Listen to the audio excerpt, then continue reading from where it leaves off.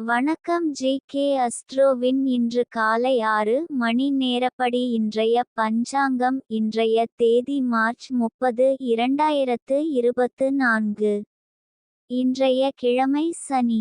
இந்நாளிற்கான ராசி விருச்சிகம். இந்நாளிற்கான நட்சத்திரம் அனுஷம் 2ஆம் பாதம்.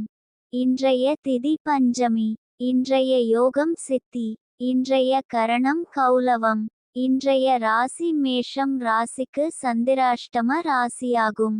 விருச்சிகம் ராசியின் இன்றைய திதி சூன்ய ராசிகள்: மிதுனம், கன்னி.